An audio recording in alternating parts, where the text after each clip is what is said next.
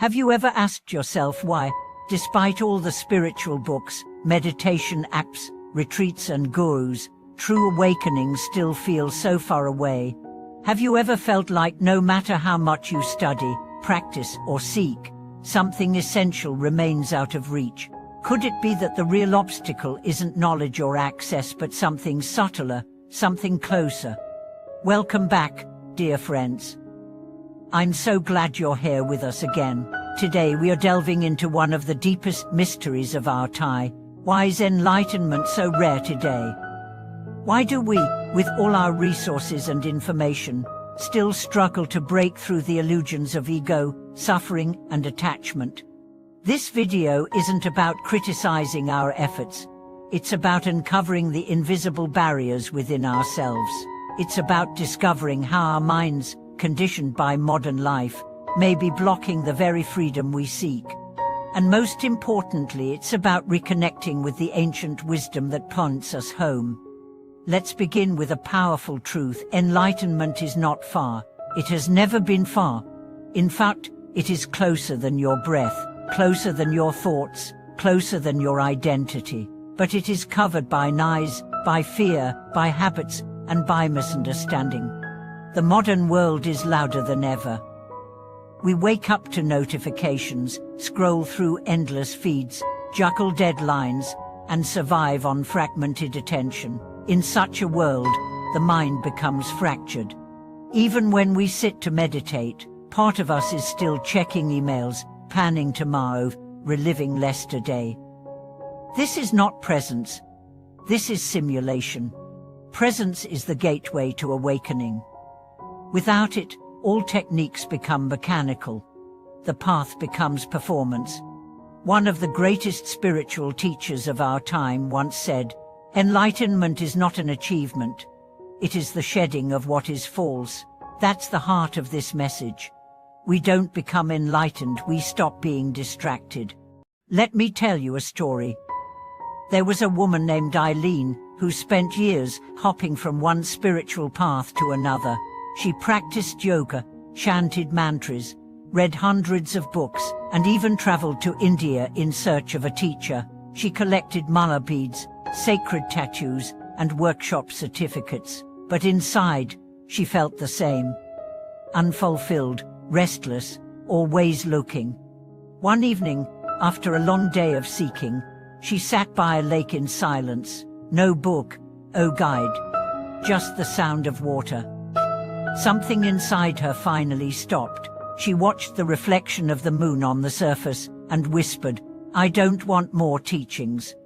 I just want to be here." And in that moment, something shifted. The seeking collapsed, the noise fell away, a stillness took over that she couldn't explain. She later said, "It was the first time I met myself without filters." That stillness was always there. She had simply stopped running. You see, enlightenment doesn't hide. We do. So what keeps us hiding?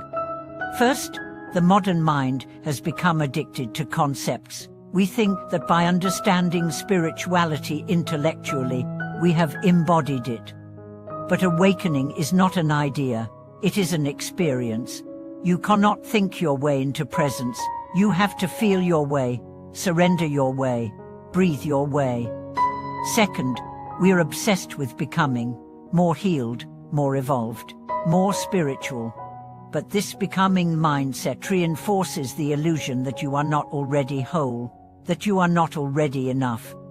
True insight reveals there's nothing to add, only to unveil.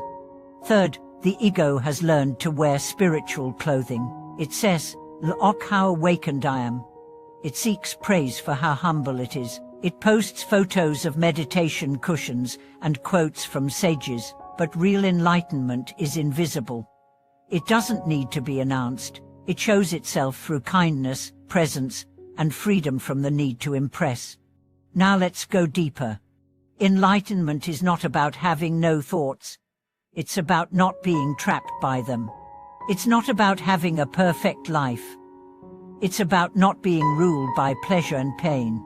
It's not about being emotionless. It's about feeling everything fully and letting it pass like clouds in the sky. The problem is not that awakening is complicated. The problem is we are trained to complicate it. We are conditioned to seek results, compare progress, and measure everything, even inner peace.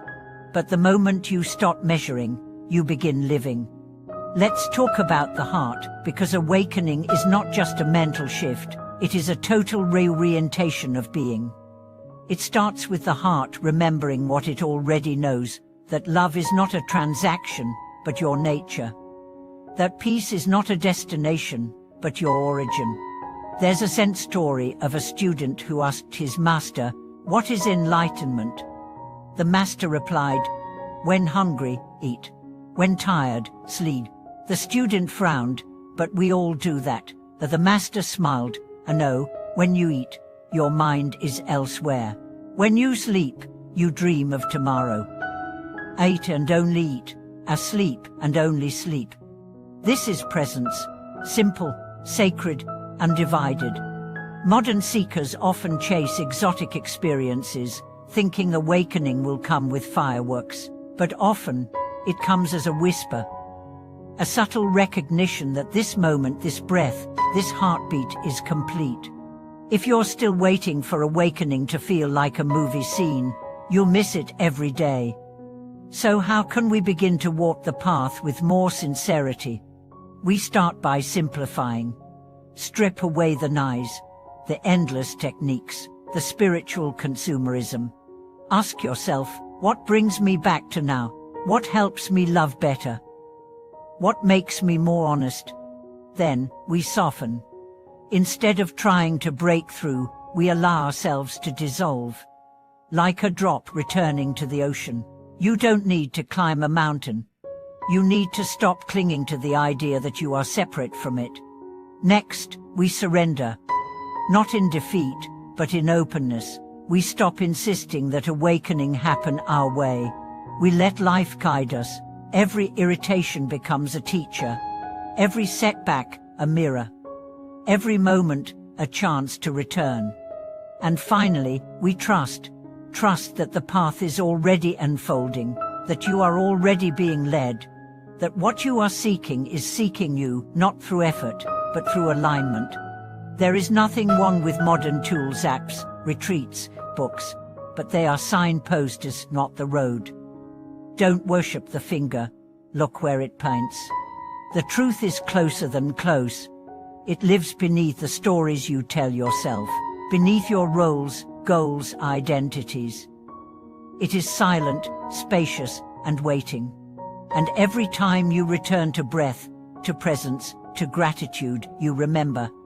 You remember that you are not the storm, but the sky, not the thoughts, but the awareness, not the seeker, but the sought. If this message touched something in you, take a moment, close your eyes, place a hand on your heart, breathe in, and say silently, "I am here." That's the beginning. That's the doorway. Thank you for watching this video. Please share your reflections in the comments, subscribe to stay connected, and send this to someone who's been seeking too hard for too long. Until next time, be still, be soft, and let the truth find you.